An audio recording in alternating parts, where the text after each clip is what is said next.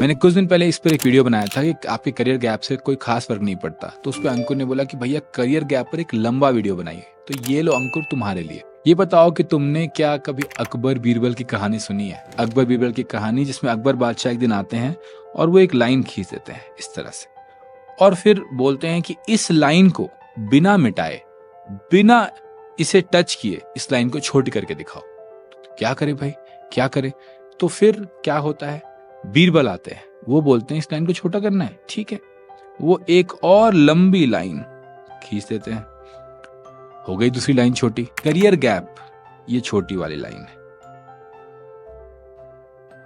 और ये बड़ी वाली लाइन क्या है? ये बड़ी वाली लाइन है स्पेशलाइजेशन की। इस बात को अच्छे समझने की जरूरत है कि जब तुम स्पेशलिस्ट बनते हो तो ऐसा नहीं कि तुम्हारा करियर गैप गायब हो जाता है, किसी को दिखता नहीं है। लेकिन जब तुम स्पेशलिस्ट बनते हो तो तुम्हारे करियर गैप पे लोगों का ध्यान नहीं जाता, तुम्हें मिल जाता है रीसेट। रीसेट क्या है? रीसेट का मतलब है रीस्टार्ट, जिससे आपको आपके करियर में एक रीस्टार्ट मिल सके। आपके जो भी पुराने चीजें हैं, करियर गैप है, कुछ भी हो, वो प्रॉब्लम जा सके। कैसे ये काम करता है? क्या हम ये चीज कहीं और भी देखते हैं? एक बार सोचो अंकुर, तुम ही सोचो, एमबीए क्या है? आज भी इंडिया में सबसे बड़ा रीसेट तो एमबीए ही है। एमबीए क्या है? एक रीसेट है। क्योंकि आपने, अब इसको एक बार समझेंगे कि क्या, क्यों एमबीए रीसेट है, क्यों वो एक नया रीसेट दे देता है। इसलिए दे पाता है क्योंकि इसमें ढेर सारा आप टाइम लगाते हो, ढेर सारा टाइम लगता है, ढेर सारा एफर्ट लगता है। और जब आप ढेर सारा टाइम, ढेर सारा एफर्ट लगाते हो तो लोग उन चीज को देखने लगते हैं जो रिसेंट है, बहुत सारा एफर्ट लगा है, और पुरानी चीजों को, जैसे कि करियर गैप को, भूल जाते हैं। ये होता है। इससे हम क्या सीखते हैं कि अगर हमारा करियर गैप लंबा है तो हमें उतना सारा टाइम लगाना पड़ेगा एक नई लंबी लकीर खींचने के लिए। उस लकीर को छोटी बनाने के लिए उतनी लंबी लकीर खींचनी पड़ेगी। तो अगर मान लो करियर गैप 1 साल का है तो कम से कम आपको 1-1.5 साल तो और लगाना पड़ेगा अपने एक स्पेशलाइजेशन की एक लंबी लकीर, एक रीसेट की लंबी लकीर बनाने के लिए, है ना? तो तभी तो किसी रिक्रूटर को भरोसा हुआ कि ठीक है, जो भी हुआ पहले कोई फर्क नहीं पड़ता उस चीज से, लेकिन अभी देखो इंसान ने कितनी मेहनत की, कितना अच्छा किया, कितना कितना कुछ किया है इस लकीर को खींचने के लिए। देखो, इसके पहले कि हम और बातें करें इस बारे में, तुम शेयर, सब्सक्राइब, कमेंट और लाइक करना मत भूलना। लाइक बताता है मुझे कि तुम्हें वीडियो बहुत पसंद आया, और सब्सक्राइब बताता है कि अगली बार तुम ऐसे वीडियोस मिस ना कर दो। इसी चीज को देखने के लिए हमने एक रिक्रूटर से बात की। हमने एक रिक्रूटर को पकड़ा, बोला कि ये देखिए, ये एक बच्ची है सिमरन, हमारे पास ट्रेन हो रही है, स्पेशलिस्ट बन रही है, फाइनेंशियल एनालिस्ट में स्पेशलाइजेशन कर रही है। उसको दिखाया हमने, उसने काम देखा सारा का सारा, काफी सही काम कर रही है, इसको आप थोड़ी ये चीजें और सिखा लीजिए, थोड़ा डीसीएफ, थोड़ी वैल्यूएशन भी सिखा दीजिए, तो हम इसे हायर कर लेंगे। फिर हमने रिक्रूटर को बोला कि मैं आपको एक बात बताना चाहता हूँ कि ये बच्ची जो है, इसका 2 साल का करियर गैप है। उसने बोला क्या फर्क पड़ता है, अगर बच्ची मेहनत कर रही है, सीख रही है, काम इतने अच्छे से कर रही है और बाकी चीजें भी सीख कर आ जाए तो हमें क्या फर्क पड़ता है, हम तो इसका काम देखेंगे।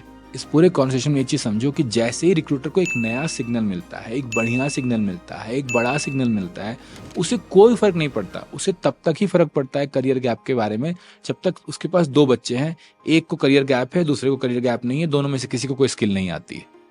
In that case career gap becomes a negative signal.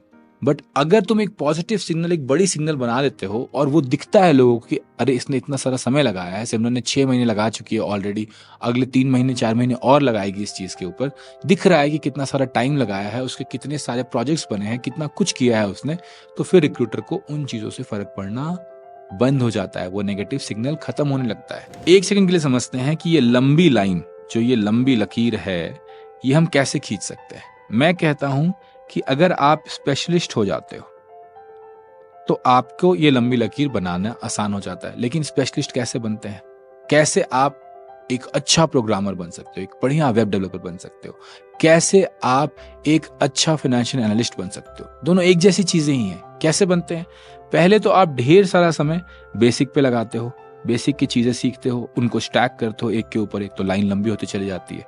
तो इसका एक पॉइंट है कि आपको बहुत सारा टाइम स्पेंड करना पड़ता है। तो स्पेशलिस्ट होना is a function of time spend. खूब सारा समय लगाना पड़ता है, बेसिक पे खूब सारा टाइम लगाना पड़ता है, और यही हम नहीं करते हैं। हम स्पेशलिस्ट इसलिए नहीं बन पाते हैं चीज़ों में क्योंकि हम चाहते हैं कि 1 घंटे में हम रिएक्ट सीख जाए, 2 घंटे में जावास्क्रिप्ट सीख जाए, 3 घंटे में वैल्यूएशन सीख जाए। ऐसे तो हो ही नहीं सकता।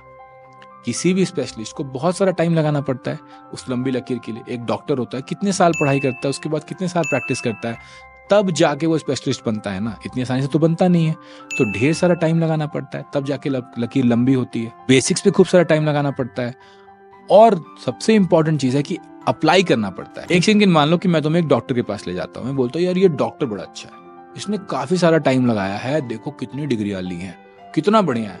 बट एक ही चीज है, इसने कभी कोई रेसिडेंसी नहीं की है, इसने कभी भी किसी पे ऑपरेट नहीं किया, किसी को हाथ भी नहीं लगाया। क्या तुम उस डॉक्टर के पास जाओगे? नहीं जाओगे ना, क्योंकि उसने अपनी स्किल्स को, अपने स्पेशलाइजेशन को अप्लाई नहीं किया है।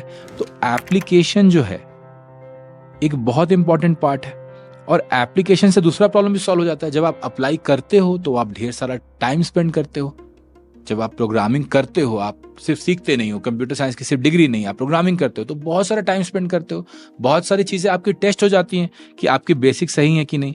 क्योंकि देखो, अगर कोई बच्चा, अगर किसी को प्रोग्रामिंग का पी नहीं आएगा और उसने उसके ऊपर खूब सारा समय नहीं लगाया होगा, तो वो कभी भी उसके आगे जाकर एप्लीकेशन नहीं बना पाएगा, डीएसए नहीं कर पाएगा, एल्गोरिदम्स नहीं कर पाएगा, तो ऊपर की चीजें होंगी नहीं। और मैं हमेशा ये बात कहता हूँ कि गलती यहीं पर होती है, तुम तुरंत चले जाते हो डीएसए करने, तुमने बेस बनाया नहीं, बेस पे ढेर सारा टाइम नहीं लगाया। पहले लैंग्वेज सीखोगे, प्रोग्रामिंग सीखोगे, बेसिक लॉजिक सीखोगे, उसके बाद डेटा स्ट्रक्चर थोड़े थोड़े समझ में आएंगे, उसके बाद एडवांस डेटा स्ट्रक्चर समझ में आएंगे, तब तो फिर एल्गोरिदम्स में घुसोगे और डीएसए करोगे। तुम अगर 6 स्टेप पे जंप करोगे तो स्पेशलिस्ट नहीं बन पाओगे, नहीं समझ पाओगे, नहीं सीख पाओगे चीजों को, और यही प्रॉब्लम होती है। तो अगर आप स्पेशलिस्ट बनना चाहते हो तो इन 3-4 चीजों का तो गांठ बांध लो। और जब मैं बार बार कह रहा हूं कि खूब सारा समय बिताना है, तो इसका एक और पॉइंट है कि आराम आराम से करो, बहुत ज्यादा हड़बड़ाओ मत। मैं अपने बच्चों को एक चीज कहता हूं, हौले हौले, हौले हौले, आराम आराम से खूब सारा टाइम जब बिताओगे, हड़बड़ाओगे नहीं, तो ये जो करियर गैप की रेखा है वो कब छोटी हो जाएगी तुम्हें पता भी नहीं चलेगा, क्योंकि तुम एक लंबी लकीर खींचते रहोगे। और किसी भी लंबी लकीर को खींचने के लिए बहुत सारा पेशेंस और बहुत सारा फोकस चाहिए होता है। पेशेंस का मतलब है कि धीरे धीरे पढ़ो, आराम से पढ़ो, खूब सारा पढ़ो, टाइम लगाओ उस चीज के ऊपर, ताकि तुम्हारे बेसिक्स बन पाए, लकीर या मीनार जो है आपकी वो लंबी हो पाए। तो अगर इस वीडियो को देखकर तुम मोटिवेटेड हुए हो एक लंबी लकीर खींचने के लिए, तो जरूर से कमेंट में लिख के जाना कि भैया लंबी लकीर खींचेंगे।